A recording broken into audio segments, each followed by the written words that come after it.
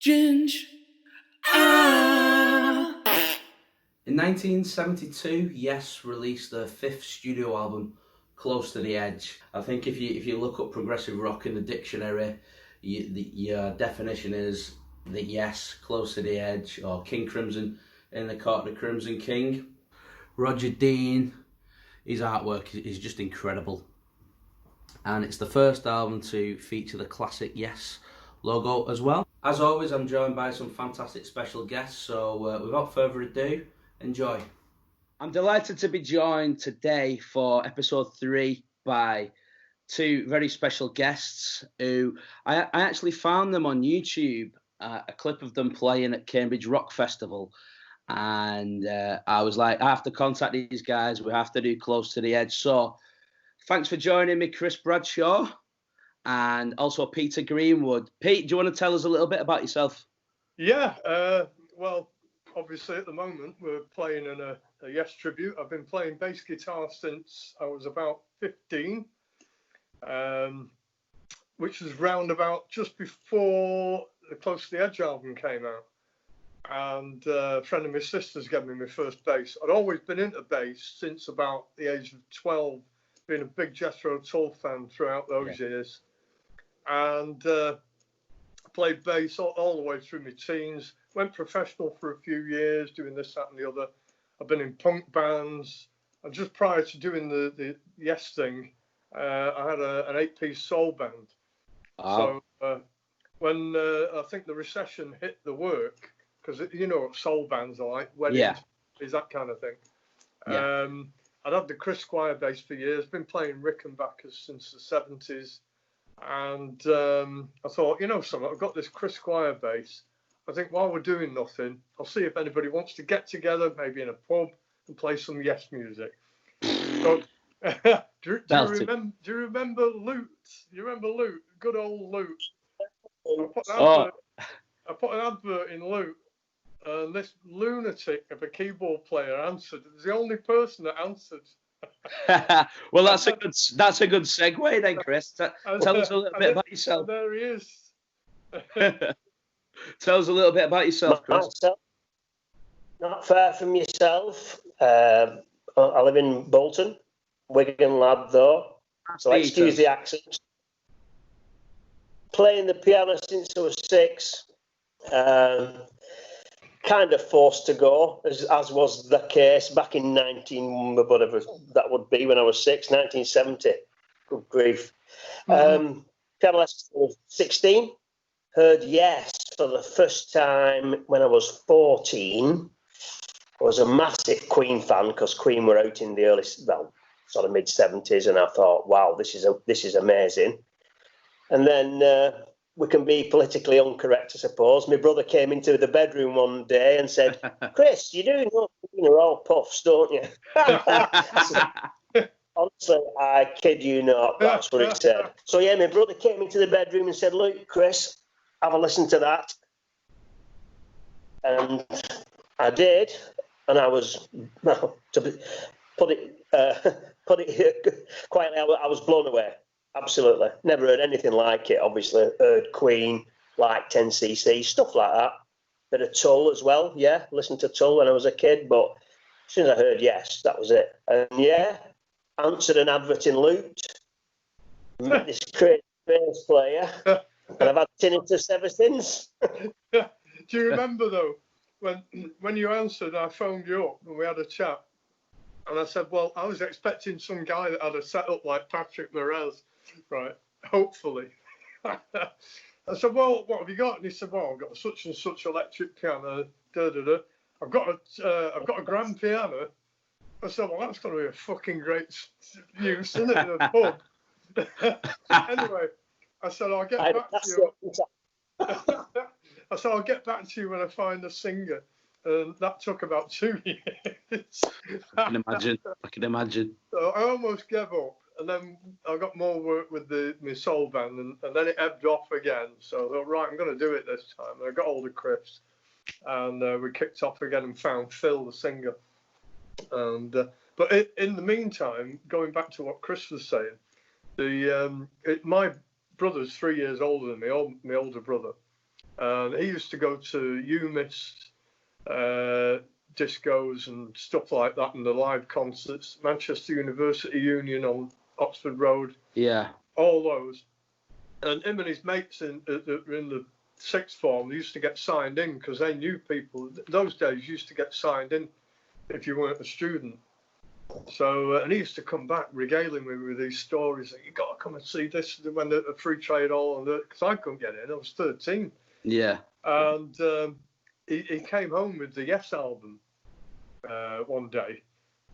And he said, "You got to hear this. I saw them at the UMIS the other week." Anyway, we played it. And that was it. I was hooked immediately as soon as I heard Yours Is No Disgrace. Well, that was my favourite Yes album possibly still is, but Close to the Edge just felt right. But it's one of my top Yes albums. I was so lucky because then Yes turned up at the Free Trade Hall on the end of the Yes album tour, and we went along to that. Me in my school raincoat, like you did. Yeah. And it was just an amazing concert, and I was hooked, absolutely hooked. I'd seen Jethro Tull, but these guys were my band. Yeah. Jethro Tull were my brother's band. I'm having this one.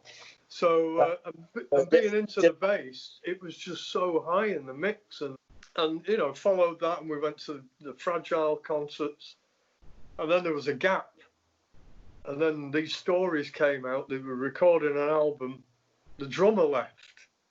And we thought, oh, blimey, who's this guy, Alan White? And John said, oh, you'll have heard him on Imagine. Remember when we were listening to that? I thought, doesn't sound like Bill Bruford. Anyway, they'd gone off to America. So by September the 10th or whatever it was, we saw them at the Bellevue, King's Hall. And it was just an enormous sound. I don't know if they got a brand new PA or what. They must have brought the Claire. Yeah, well, didn't they only released the album after the first few gigs? Actually, they released the album midway through the tour, did they not? For Close to the Edge. Yeah. Well, let's get straight into the 18-minute epic then. Chris, do you want to start us off with this? Can you do some bird sounds? Can you do us some bird sounds? Twitch. You know those. I think you'll find it's a dunnock. But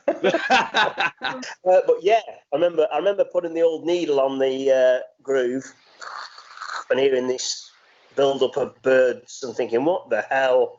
And then what hits you? Just that crazy guitar solo, which first hearing doesn't make much sense, to be honest.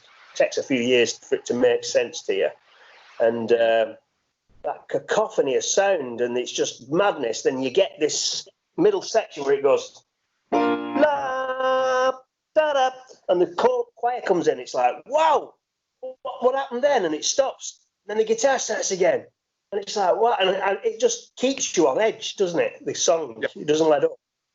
Yeah, well, I read the tape was 40 feet in length of just nature sounds, and that's just. I heard that they had pencils around the studio to hold the loops together. Right, yeah, because for so long. The tape ride round it in a big room in the studio, and they were holding it like that while Eddie Oxford did the loop.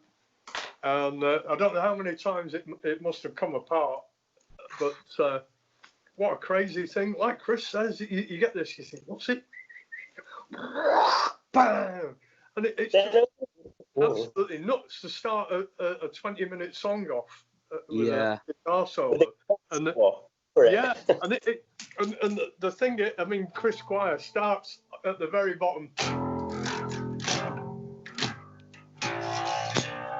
And it's just, And the thing is, the sound was, we had a little clue as to, we didn't know it at the time, but we had a clue as to what Close to the Edge was going to sound like, more or less. Yeah. Because in the summer, I think it was the summer or the spring, the New Age of Atlantic came out. And we used to buy all those samplers. They were great LPs because you got everything. There's some shit tracks, but a lot of good stuff. And it was through that I got into the Jay Giles band, actually, because I'd not really known them. But they were on it then. But the sound of America which I'd heard them play, but they'd really redone it with Rick Wakeman. And see how cleaned up the guitar, and it was really concise, even though it's quite a big piece. But the sound on that, if you put the two together and then play Close to the Edge, straight after America finishes, it could have been in the same session. Oh yeah, well, I mean, we'll talk about America later because I believe they released as a single, even though it wasn't on the album. I just love how it's very classical and it's kind of you get all your different themes. It's like a symphony, really. That intro, it just, I mean, you sat there with the album, like Chris said, you've got the Roger Dean cover, and we had no inkling really from the previous cover. We knew that there was some artwork going on, but when you got that, it was just like, wow, what's it? And you opened it up, and it was like, what the hell? You took out the lyrics of the sleeve and you go, what the hell's this lot about? Yeah. I mean, a lot of us, especially, let's say I was 15 at the time, 16. I think I left school. Yeah, I left school that summer. And for years, I've been into like American comics and stuff. So to me, it made sense, that progression of like the Fragile album being linked to the Close to the Edge album. Yeah. Somehow in your mind, you thought, well, this makes sense, even if the words don't. I say it was funny how you said then, you described it as like a symphony, because when I was at school and I started listening to it, and kids said, what are you listening to? And we would call it symphonic rock. That's what we called it. We didn't call it prog rock, because that was that title, didn't it? But symphonic rock or classical rock, I used to call it. Yeah. Well, at school, because I just left school when Close to the Edge came out, but at school previously that year, we were into underground bands. It was all called underground music. Deep Purple, Led Zeppelin, Pink Floyd, Yes, Jethro Tull. It's all called underground because basically you never saw them on TV, apart from maybe Jethro Tull or Black Sabbath might do a song, or Deep Purple, but it'd only be very short. And you'd never hear them on the radio except late at night on Luxembourg or some special program that came up, And then I think it was after Close to the Edge that they started calling it progressive rock. Because it was always going somewhere. It was progressing, and this was a progression from Fragile. They've done Close to the Edge. Yeah. Jethro Tull did Thick as a Brick after Aqualung. It's a progression. We'll call it progressive rock. And it's most definitely what I consider to be the progressive rock album. Maybe that or In the Court of Crimson King. They're proper prog albums. Chris, can we? Have to excuse me. My voice is going. I've been a bit ill. Not what you think it is. But can we talk about the keyboard part in the intro? So while the bass is playing the root notes, the guitar's playing your crazy harmonic minor stuff. What's going on the keyboards there? What is that? It was a long time of listening before I sussed that out. Is it just the demo button? You just press the demo button? Well, if you listen to it closely, and it's not easy to because it's so fast what Wakeman's playing, and bearing in mind, this always fascinates me, how young they were when they did it. I mean, Wakeman was 24 or something, and it's like, wow. And makes you feel ashamed. Wasted your life. You listen to the guitar,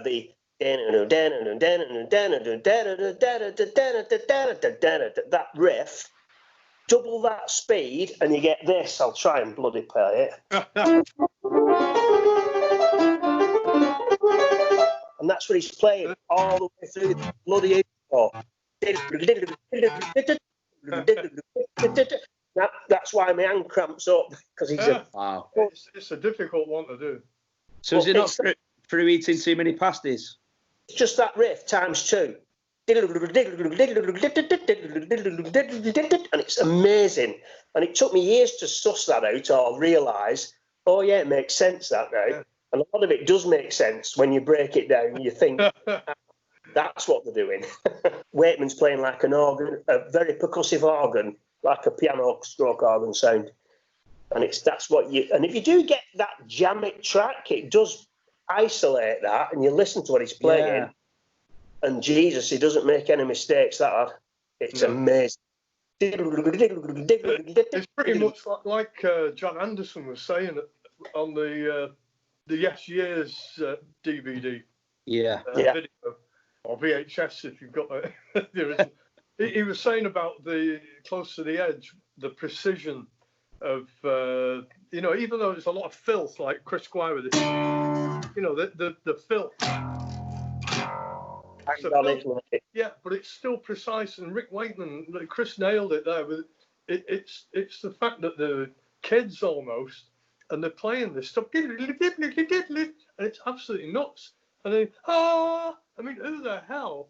What was going on there? I mean, another good thing. I think they tend to do this on opening tracks like they do on Yours Is No Disgrace, but on this, you got the bass go do do do, and the guitar going do do do do do do do, and the keyboards going. They're all playing totally different things. Yeah. But it kind of works. No, it definitely works. It definitely does work. But then, moving into the song, once you get through that, it starts to calm down, as it were. And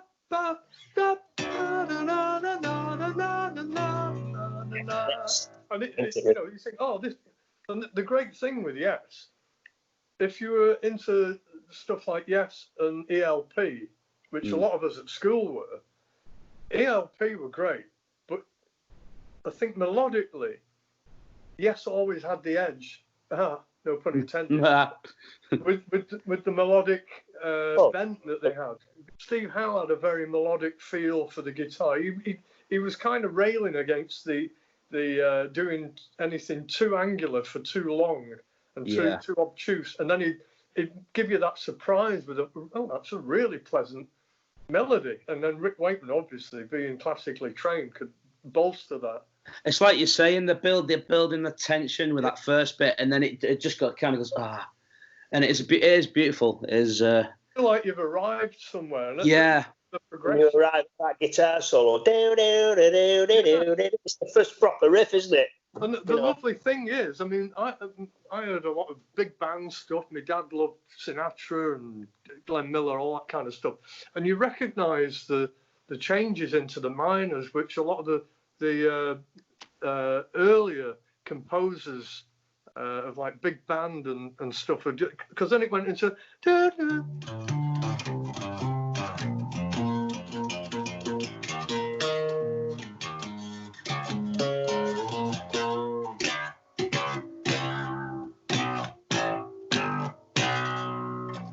sadly where he is.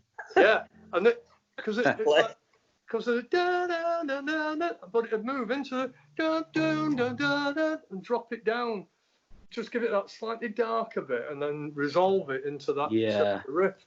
And it to me it kind of had echoes of big band stuff and that kind interesting.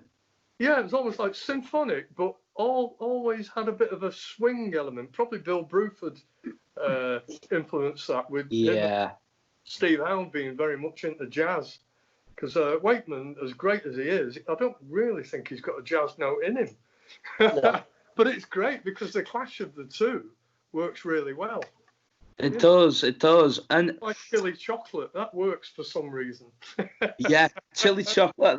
That's a great way of describing it. I like that a lot. In Her White Lace, that's when you get the big drop down again, massive, expansive sound. You're in a cave or something with the droplets, and that is actually a Steve Howe song. In her white lace, you can clearly see and it's very, very much.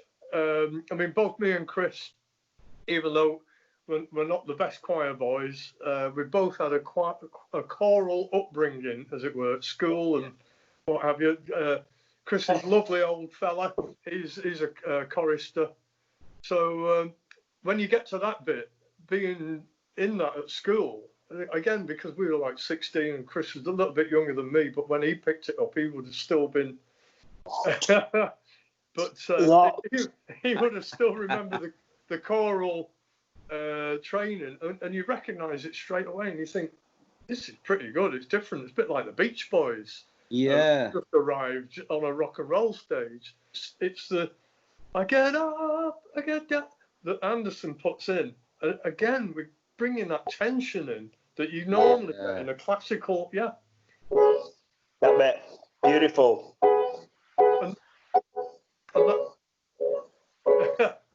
and which is straight out of Nielsen, isn't it? Oh, I can't forget the feeling I faced when you were leaving.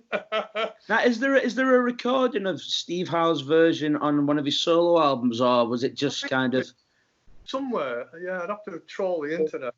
Somewhere, it might actually be on something like Bodast stuff, or maybe earlier. Yeah, Siberian Khatru on that album, isn't there? Yeah. Bodast. Yeah. There's an earlier band, the Bodast band that he had, just prior to Yes. There might be something on there.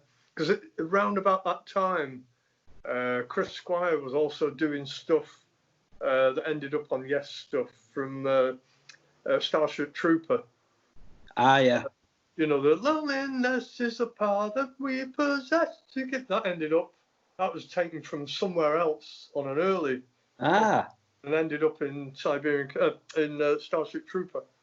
Oh, wow, that's interesting. Organ section that goes out of I Get Up, I Get Down. I mean, Anderson does a fantastic job there.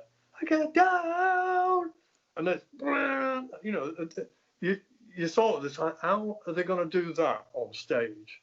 But somehow they did it. Well, I've seen you guys do it as well, and I will be dropping a link to that underneath the video.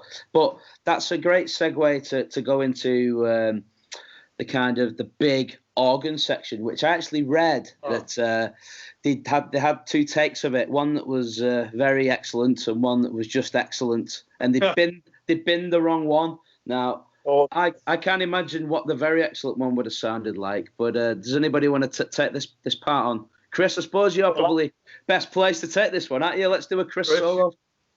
You know this, you've done it forensically. On the piano.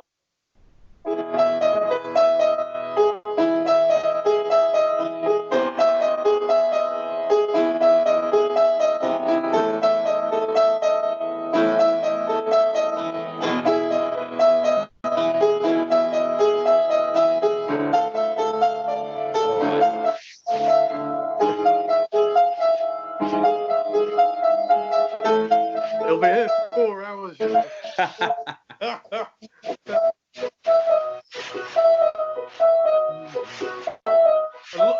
lovely resolve. Wow, listening to that just on piano, that's amazing. Well, as you was talking before, I was looking in the sleeves here on this the Rhino edition, you know, with the extra tracks. Yeah. I'm just looking at the notes and trying to find out. I'm sure it was St. Peter's Church somewhere, and I can't bloody find it. It was at St. Giles Cripplegate Church, yeah. That's it. Sorry about in the wrong track. I've not heard that one. Yeah. Don't forget, Chris Squire was a chorister as well. So he might have had contacts there because he knew a lot of the London stuff. And his mate, Andrew Jackman that played on Fish Out of Water. Ah, yeah, it's a great album. Great keyboard player. Got to say, sadly no longer with us. And you have to ask Rick Wakeman about that. But I wouldn't be surprised if it was one of their contacts, Chris Squire, all that. Yeah. Oh, Rick Wakeman, he could talk his way into the Bank of England, couldn't he? Really? Oh, yeah. I need this, such and such. But great sounds. Because, Chris will probably bear this out. With most of the albums from that period have some of the best, and we'll get to it a bit later, Chris will cover it, some of the best Hammond organ, 2 or 3 short years, like 1970 to 73. But I hear a church organ sound, which those of us, we used to have our speech days at school at the Manchester Free Trade Hall, which was quite funny, really, because, the week before we'd be watching, Black Sabbath or something. And then the following week, we'd be on the same stage being conducted saying, "Oh God, our help in ages past," and stuff like that. being good, you know, good little pupils, but they'd be tearing the place apart the week before. Yeah. So and then you get you know, church organ. Yeah, it's mad, isn't it? We had a great guy in our year, Steve Henderson, who was a fantastic piano player and church organist, and he used to play the Free Trade Hall organ. So you knew really, because it was one of your mates, and you'd watch him struggling with this huge thing. Aye. You know, what those sounds are, and then you hear it on a rock album. You think, how are they going to do that live on stage with a Hammond organ? But he did it.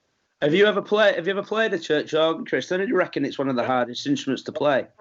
Actually, funny you should say that, because when I was 16, I stopped piano lessons and I also jacked in the choir. But I then progressed or regressed, whatever you want to look, however you want to look at it, from being the head chorister to the church organist for a year. And yeah, what a bloody nightmare. My legs weren't long enough for a start. Whoa. And my old music teacher at Deanery High in Wigan, a guy called Roger Taylor, not related, he dead now, bless him, but he was our organist for a while, and he was my school music teacher as well. And he showed me a few tricks, and I just watched him one day. He played the church organ down in the middle of Wigan somewhere, near St Jude's, I think. And I watched him one day. I was fascinated. I thought, wow, not only is he playing two keyboards, but his legs are going as well. And it was something else to behold. I just thought, I'll never do that. So I get me to do it instead. I have to do that while I'm playing bass. So have you got the Taurus pedals? Have you, Pete? I'm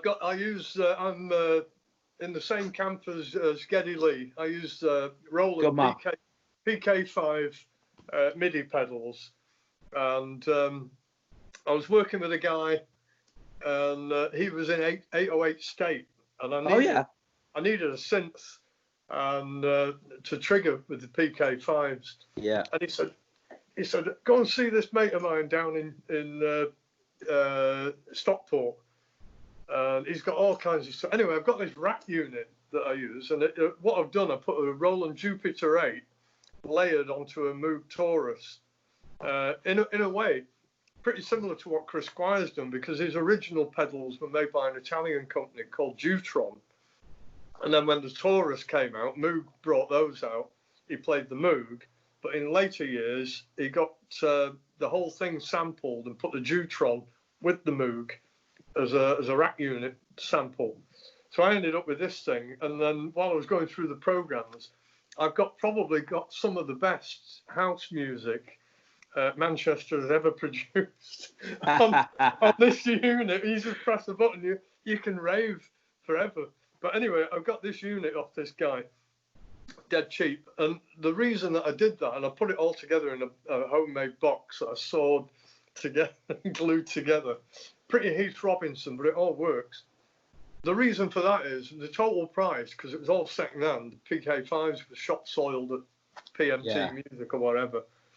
And I put the whole thing together for, I reckon, about 250, maybe 260 quid.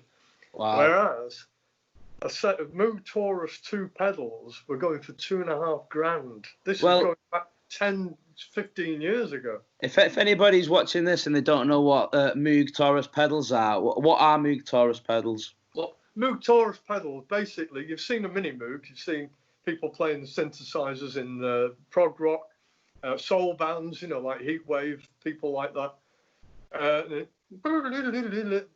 It's a single note triggered synth, but what they've done with the Moog Taurus, they took the bottom end of it, which is the lower octaves, put them into a floor pedal so that people like Chris, keyboard players, could play the organ pedals along with their synths. Yeah. So being keyboard players and not wanting too much gear in the car, they'd say, listen, you're playing the bass notes, why don't you put them in your car and you play the bass notes, and I can be the superstar on the Mini Moog. So that's how that came about. And, it was on that note, can I just have a small note that if I were to take over the Taurus Mini Moog pedals, I wouldn't have bloody tinnitus like I do now. Yeah, listening to that book for the last 12 years. Chris went to the doctors with what he thought was irritable bowel syndrome, and after a bit of a checkup, the doctor said, "Have you been standing near to a player of Moog Taurus pedals by any chance?" Oh, yes. So yeah, the Taurus pedals, and strangely enough, even though they were in use, the sub pedals, you don't really hear them that much on the albums. Yeah. In fact, the only album I remember hearing Taurus pedals pronounced in the mix was Selling England by the Pound on the Firth of Fifth. And even then, that wasn't until the late 70s when I got stereo speakers that were big enough. He's on.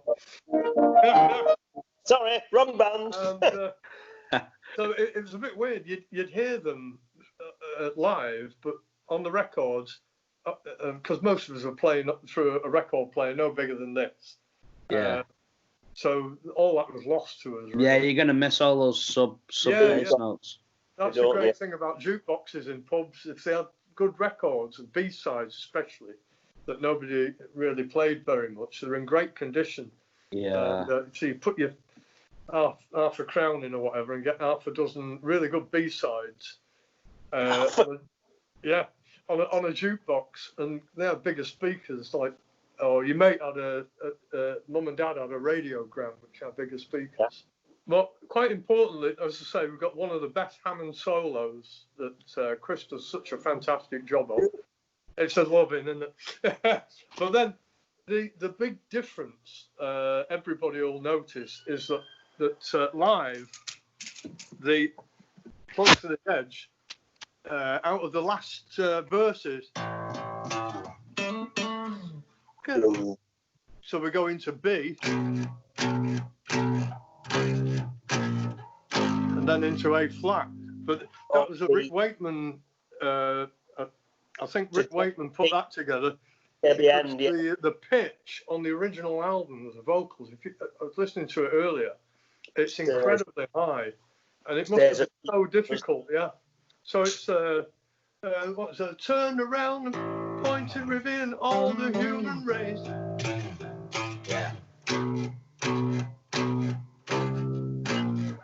On the hill we view the silence of the valley.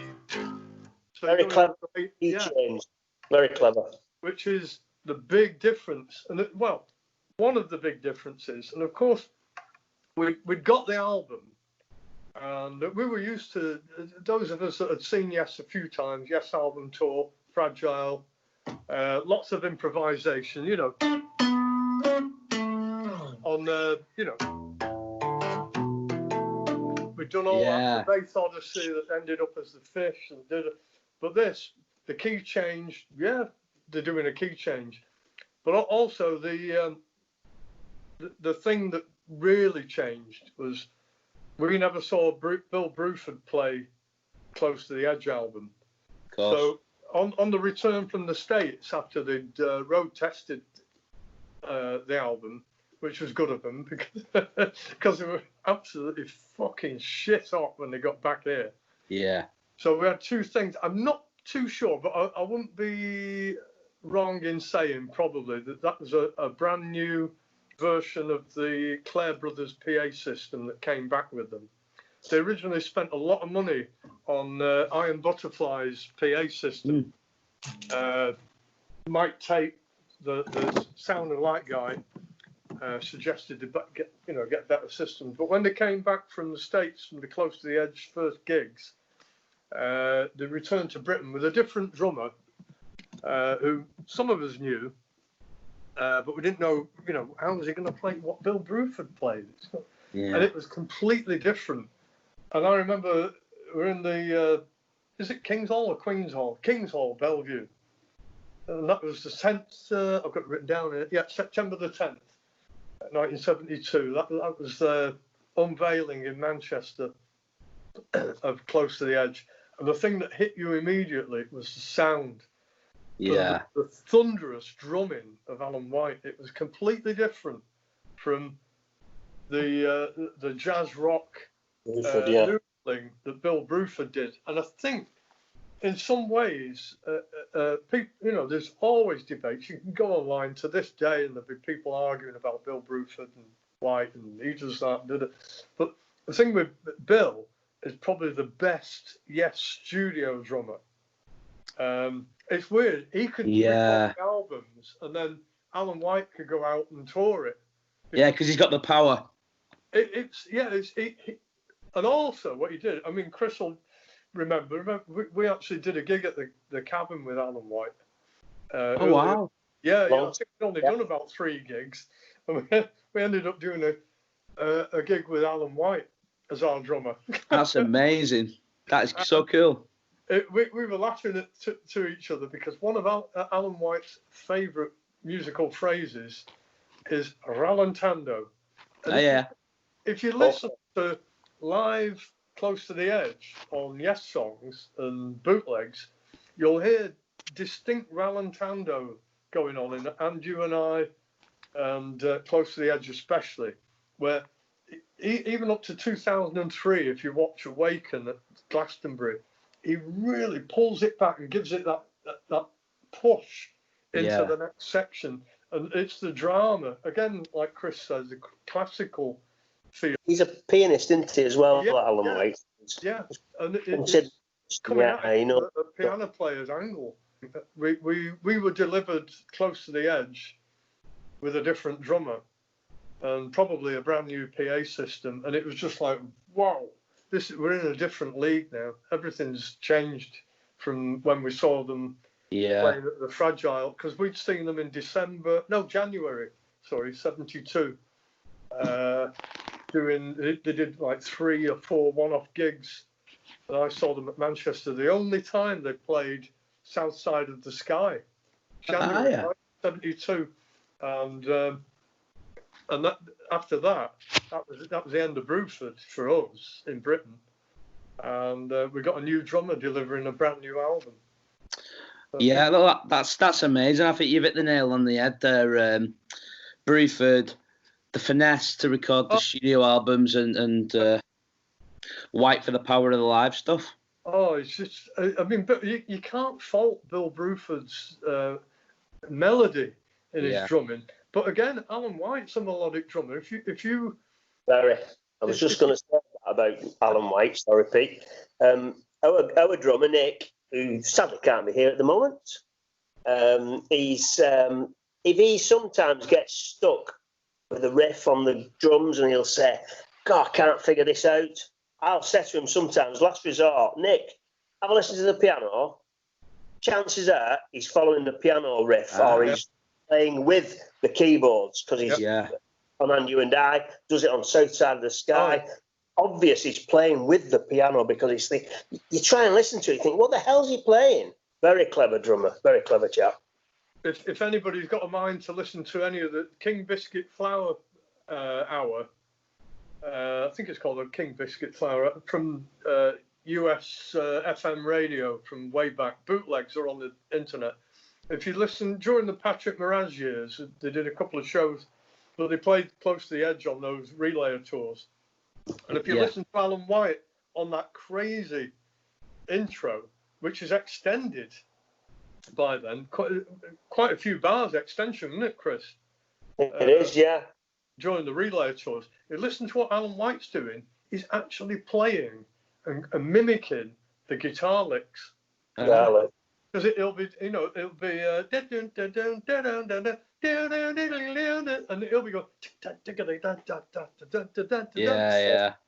and it's really weird, completely different to Bill Bruford's style. I'm going to check that out. Well, Chris, you said you wanted to talk about the 6th kind of really uncredited member of Yes on Close to the Edge. Eddie offered, yeah. Yeah. Got a picture of him. We got a picture of him, yeah. I sold him up. There we go. You can't understate the influence that this guy had on Yes. An unfortunately looking chap. Looks a bit like Catweasel. There you go. He was accredited to a lot of the Yes stuff, shape of songs, because they used to obviously go to a studio. I've got this riff in my head. What can I do with this? One of them was That was Wakeman's from Heart of Sunrise. Wakeman working up this. Eddie Offord used to stick all the bits together. A song, a crazy shaped song, but that's apparently how they did it. So yeah, he definitely was a big part of the early Yes material, wasn't he? Oh yeah, and John Anderson and Steve Howe, has to be said. By the time we get to the Close to the Edge album, John Anderson and Steve Howe were kind of driving the songwriting, as it were. Yeah. Knowing what everybody could do, like John Anderson would say, well, you know what to do there, Rick. We need a da-da-da-da-da, or something that if you listen to at home. But the only guy that could put it together was the guy behind the desk with the technical knowledge. Was he involved in Go as well, Pete? Sorry, Chris? Yeah, he was involved in the woman to Eddie Offord. Yeah. And he was like the George Martin to Yes. Aye. Yeah. Beatles. Because the only way that John Anderson could get this thing together, especially a piece like Close to the Edge, which they'd not attempted anything that long as a formal piece. They jammed. People like the Cream used to jam for hours, and Zeppelin, but this was an actual long piece, a long composition. And the only way to do that was to chop it into bits. And the only person that could really put that together was Eddie Offord. And he had the know-how of how to splice together. And I think that's where we probably got... There is an actual cut. You can hear it on the very end of the Edge when they go into the bit where I said that live, they key changed it down to A flat. Yeah. It's obviously a new take, and they've latched it together. And I mean, when you listen to it, it's absolutely beautiful. Even though it's such a high pitch, it's beautiful. You can hear cascading sounds sometimes that are not really there, but your ears are making. Well, I think it's fair to say that, like so many 70s albums, it's definitely one for headphones. Oh, definitely. Yeah. Well, let's flip over to side 2 and talk about my favourite song on the album, which is And You and I. Chris, do you want to start us off on this one? Well, yeah. We quickly, transverse to SeYes. We've decided as a band to play the live version of this album, this song, because as we know on Close to the Edge, it starts on acoustic guitar, which is how Yes play it nowadays. But on the Yes Songs album, it starts off with, is it the Apocalypse? Down, down, down, down, down. That bit. Yes. Yeah. Yes.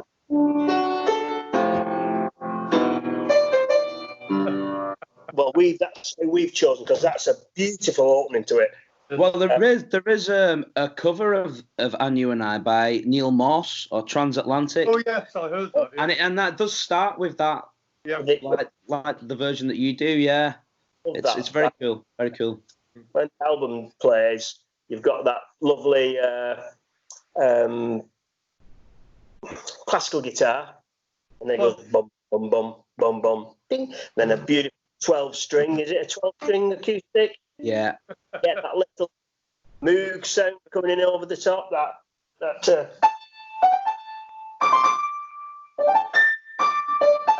bit.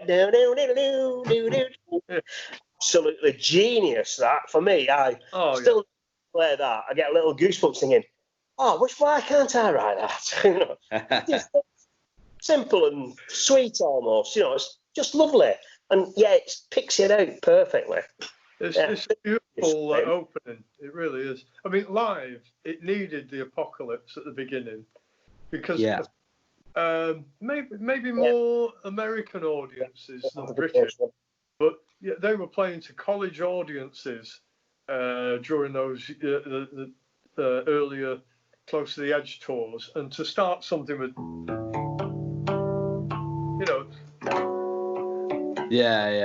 it's got to be,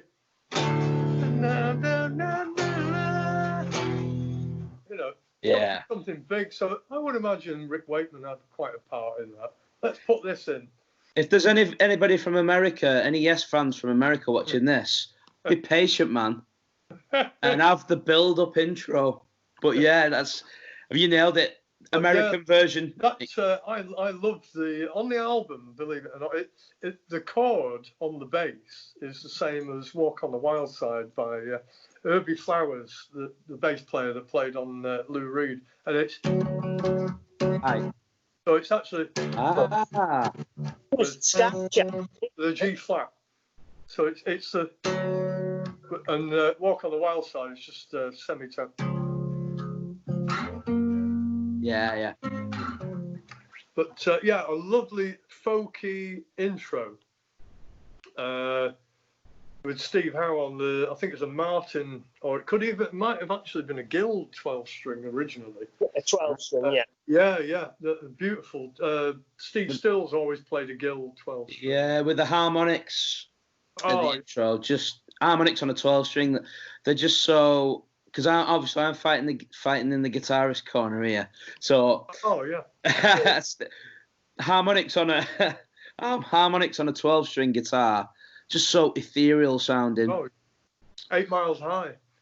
Yeah, just amazing, really. But like you say, with the Eclipse section, it's the Bruford and Squire accredited as writing that, aren't they? Yeah. Is it a Mellotron sound, that, Chris, on that? Yeah. Strings of Mellotron. Yeah. I think has he overdubbed? There's some steel guitar that's processed. Quite a bit of double tracking going on. Yeah. I think Waiting played the Mellotron on that one with one of the ones he didn't burn. Yeah. Set fire before in his garden. I'm not surprised. So fed up and letting him down on stage. Oh yeah. I can't remember if he had 2 on the setup or 1, but I know there were 2 on standby. In fact, there's a bootleg. I think it's the Fragile tour, the first tour. Me and my brother recorded the Pre-Trade Hall concert on his little cassette. Which was great. Mellotron sounds great, but a couple of days later, there's a bootleg somewhere of the Newcastle City Hall gig on the same tour. A couple of days later, and there's no Mellotron, and it's it's playing on a Hammond organ. On what's it? That bit, that bit. You're waiting for the Mellotrons to come in on the Newcastle bootleg, and it's a Hammond organ. Yeah, because he's burnt it. Yeah, it's probably burning in the car park. But I blame Mike Tate for that, because all that dry ice that they used on the Close to the Edge. Yeah. So, that wouldn't stick well with the Mellotron, would it? It created all that water vapor. Yeah. And of course, these are little tape machines, and it must have completely fucked them up. But yeah, going into when you and I, this thing about, he said it was something to do with ecology. And it's anybody's guess with John's lyrics, but you get the impression that it's about something to do with, to do with geology, I think. Yeah, you think you're looking out on a Roger Dean landscape, and he's describing it in the song, basically. But to me, it was like almost like a hymn, like he's talking to God or something like that. That's what I get from it. I think that's where he got a lot of the stick from. Yeah.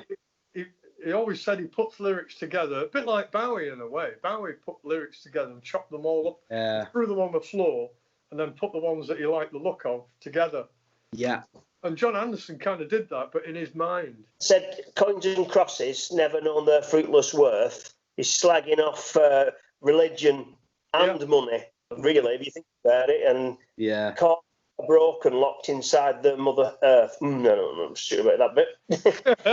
The thing they tell you, watching all the world go by. So basically, money and crosses will not get you anything. I think, basically.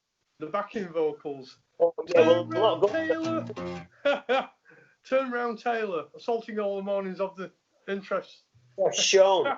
What do you think he was smoking at the time? Yeah. Presenting one another to the card, all left dying, rediscovered at the door. Ooh. Right. But then we get to we're building up to that moment, aren't we? By the way. When we get to ho. Yeah. It's just the hairs on the back of the neck moment. It's just Yeah. unbelievable. Beautiful. Na, na, na, na, na, na, na, na. You will have to interrupt him because once he gets that bass guitar in his hand, you've lost it. I'll He's put it murdered. in. And whatever you do, don't mention Sound Chaser. Don't mention it. Oh, shit. I mentioned it once to Alan White, and I think I got away with it. I read somewhere that the working title for this was Protest Song. Yeah. So Yeah. did it have Actually, different? Did it have different lyrics at the time? Because I can't see where they got the protest part from. I think I'll just look at my CD collection and show you something. Ah. I think Chris might be familiar with. There's some bootleg early editions where the vocals are not the same. If you get this, sadly, it's from Real Yes Anal Freaks.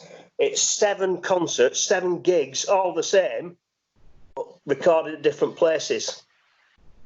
And John Anderson introduces Andy and I, says, when we recorded it, we called this the protest song in a real northern accent. He sounds literally from up the road from me. We recorded it, we called it the protest song. And yeah, that's what they did. Maybe it was protesting about money and religion, perhaps. I'm not sure. I think he said Possibly, it to do with the environment as well. It's like, for me as a 16-year-old, you know, while you're listening to it on the record player and just engrossed in this sleeve that Rod painted and thinking, yeah, that'd be me standing on that rock there, looking across there, listening to this. In this. Oh, well, yeah. Couldn't afford that when I was 16.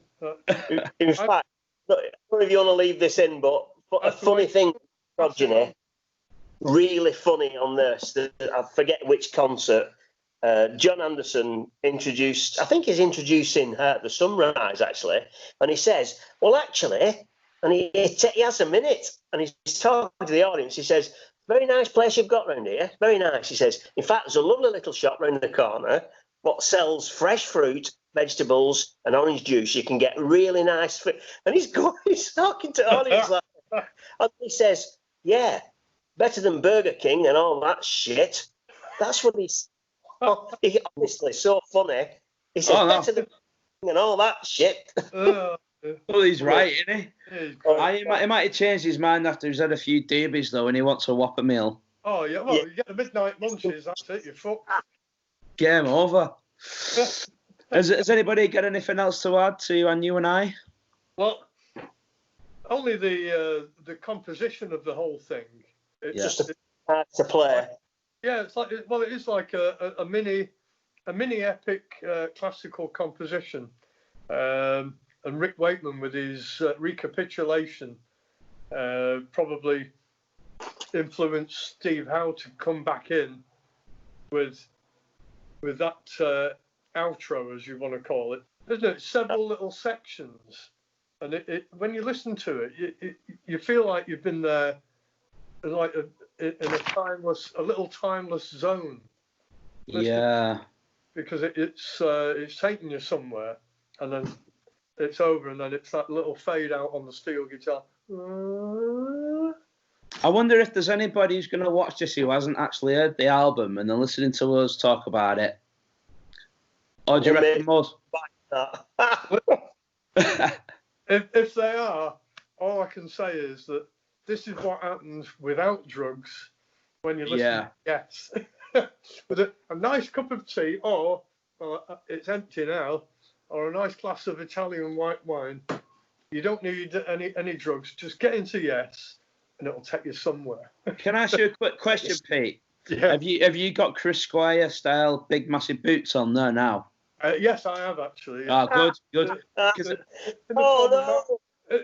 How on rock and roll is this? At Marks and Spencer's slippers. Moccasin, them moccasins, them. They are actually, yeah. Nothing wrong with that. I sound a bit eccentric, but I used to get my moccasins from Vancouver Island. Of course you did. Now I go to Marks and Spencer's.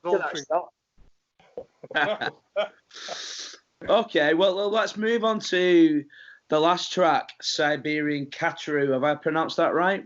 Yep, Siberian Khatru. Yeah. Come on, Chris, you want to start us off on this one, dude? Well, yeah, crazy one, this one, isn't it? The fact that this is the last song on the album, yet they open every gig with it.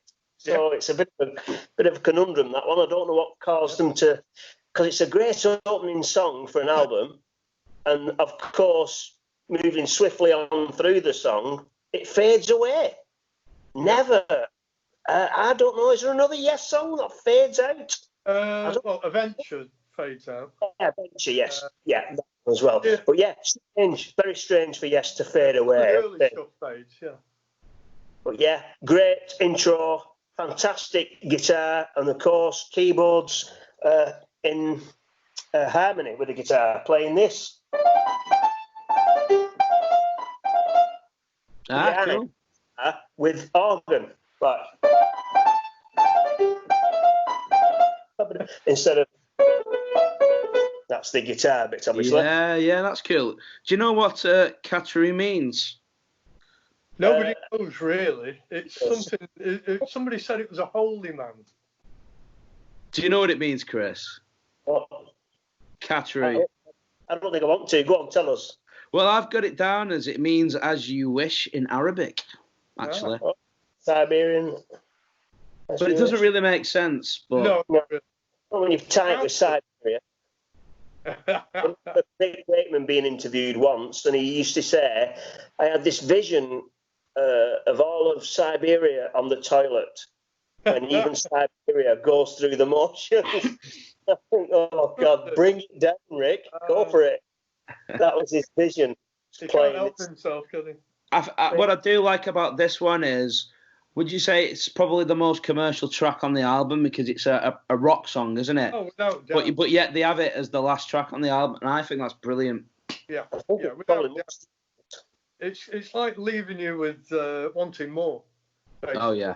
You being a guitarist, can you play it? Yeah. Have you got to go at it? Yeah. Yeah. I can't play it now because I can't remember it, but I've played it before.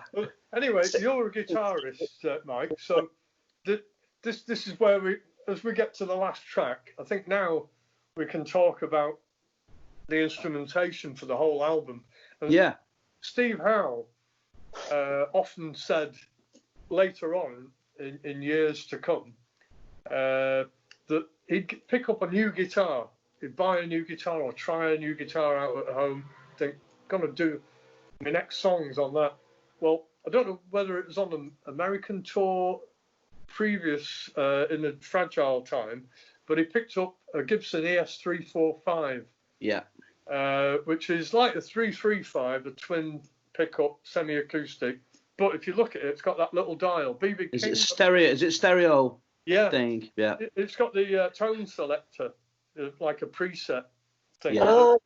The big chicken head preset. I think BB King had one. Lucille was a Lucille. 345. Yeah, that one.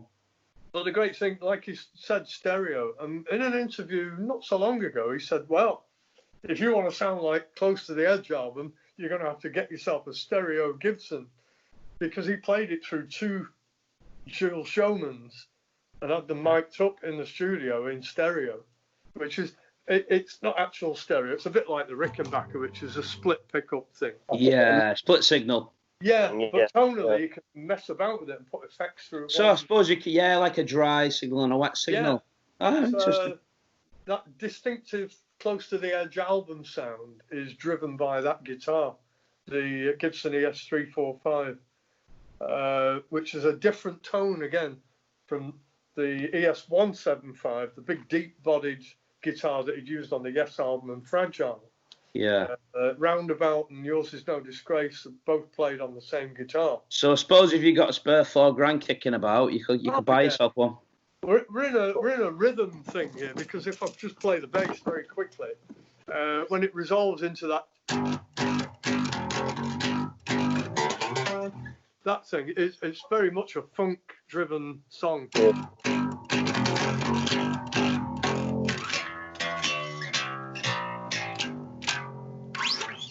So Yeah. completely different to the other two tracks. It's almost like a slap tone, but with his fingers. Yeah. Well, it's very, very twangy. Chris Squire, again, talking equipment-wise, now that we're coming to the end of the album, Chris Squire and Steve Howe were using slightly different equipment. Chris Squire started using Sun amps, which were more powerful for on stage. And I think it was one of the first effects switching systems that he used. Yeah. Whereas previously he'd have pedals in front of him. I think he had stuff back there that he just hit the buttons for. Yeah. And it was the first incarnation of that. Steve Howe as well had a little Gibson lap steel. You can see that it's a Gibson on the Yes Songs DVD. If you watch them playing on You and I, you can see the headstock, that distinctive Gibson outline. And that was a little tiny thing. And then on the next tour of Close to the Edge, I think that's when he picked up the Fender twin console. Well, what about the keyboards, Chris? I mean, do you get away with one keyboard live? Do you get away with one keyboard live? I used 4. I used 3 on this song. Basically, any keyboard player out there knows nowadays you could probably do everything on maybe 1 or 2 keyboards because of the splits, the program of different levels of sounds and such have you. But I'd rather just lump a load of shit around me. It looks better having 4 keyboards, but and the other thing is I'm a Luddite. I'm not into my keyboards enough to reprogram stuff and split them, and it's an absolute fortune. So I've already got the keys I've got, so I stick with 4. Yeah, if we had some crew and a guy that helped you out, but we haven't, have we? We're just pretty much on our own, really. Sounds nice. Who can forget this song? Harpsichord solo. Oh. Why not? Rick Wakeman, bloody hell. Oh, of course, yeah, I forgot about that part, yeah. And within the there's a lot going on the bass there as well, isn't there, underneath the harpsichord solo? Well, that's a lovely bass line. I'll just play with the beat. Yeah.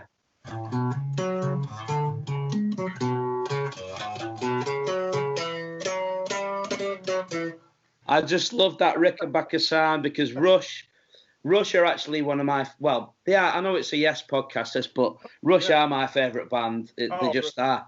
But I love that Rick sound. And I think when he moved on to Fender Jazz, Geddy Lee, still great. It's a great bass. I've got one here. But you're not beating a Rick, are you, really, for that certain warm tone? Trevor Rabin probably gave me the best description of Chris Squire's sound. He said they met up at Chris Squire's place for this jam. This is years ago, before 90125. And they must have got drunk, and it was a crap session, but they liked each other. And he said what struck him was that Chris Squire had this filthy sound. It was disgustingly distorted and filthy, but it sounded great. And that's what it is. It's a lot of the clean bottom end under there, because there's pickups are split, but it's filth, pure filth on the top end of that Rickenbacker. Yeah, and it sounds probably not so great in isolation, but in the mix, it's just... Yeah, if you hear isolated tracks from... there's quite a few around of the track we're talking about now, Siberian Khatru. You can find Bill Bruford, Chris Squire isolated tracks. Oh, really? Oh, yeah, they're out there on YouTube. From the Jamit tracks before they went out of business. Yeah. They're off the masters. And it's just pure, filthy, overdriven. He used a Marshall in the studio, but the Son out on stage for live. And the Marshall's just got that was late 60s Marshalls, super bass. Well, Chris, I think it'd be a perfect time to take us out. Could you play us the harpsichord part from you Siberian Khatru? You bastard. Come on. Chris, it was either that or I had to play the fish. You lost.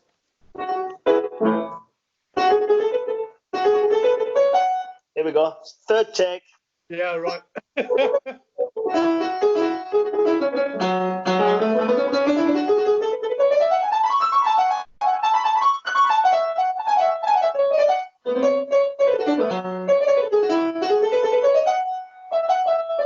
Something like that, anyway. Any notes you want. That'll do for me. Well, it's been thoroughly fascinating talking to you guys, and especially a real treat we have in your instruments as well. Is that a signature on there, Pete? Have you got an autograph, that scratch plate? This is, if you ever see a poster with Chris Squire advertising a bass for Rickenbacker, this is that bass. This is the first Rickenbacker Chris Squire bass. Amazing. Made in August 1991.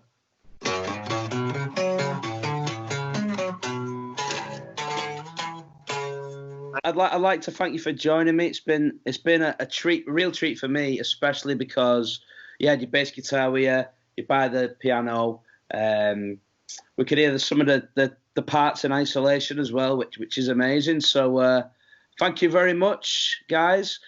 Check out SeYes on Facebook, YouTube, and hopefully we'll get rocking very, very soon. It'd be great to do a gig with you guys as well, if we could arrange that. A double header, yeah?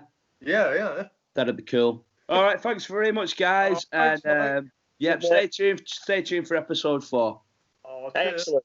Cheers, buddy. All the best. Okay.